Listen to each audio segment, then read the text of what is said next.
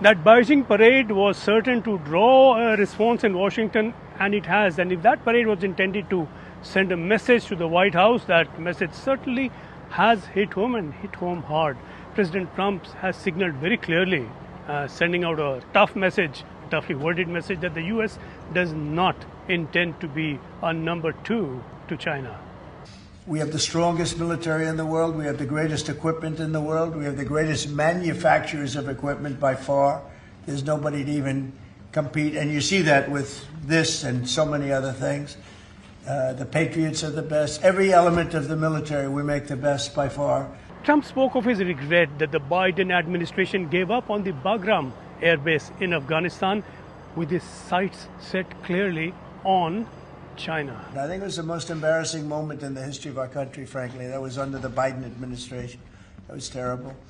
And we were going to be leaving, but we were leaving with strength and dignity. We were going to keep Bagram, because Bagram's 1 hour away from where China makes its nuclear weapons. We're going to have that all to ourselves, a big, beautiful place built many years ago from money that today would be the equivalent of, many, many billions of dollars. You couldn't build it.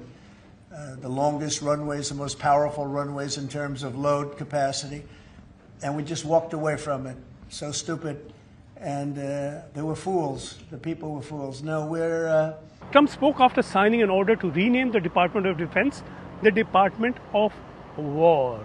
Pete Hegseth, now the new War Secretary, said that this is going to be a change in attitude and in policy, not just a change in name, and that this reverses an attitude of defense that has stopped the Americans since the end of the Second World War from winning more wars. We changed the name after World War II from the Department of War to the Department of Defense in 1947.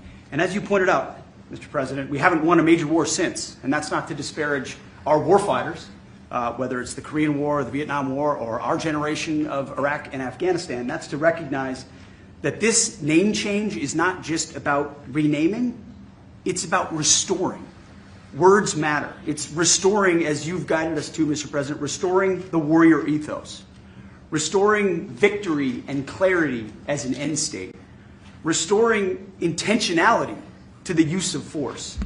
So at your direction, Mr. President, the War Department is going to fight decisively, not endless conflicts. It's going to fight to win, not to lose. We're going to go on offense, not just on defense. Maximum lethality, not tepid legality.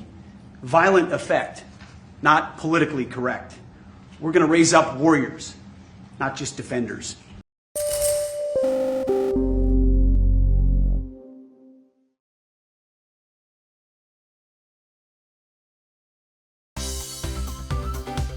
Thank you for watching CNBC TV18. For all top headlines and updates, follow us on our social media platforms.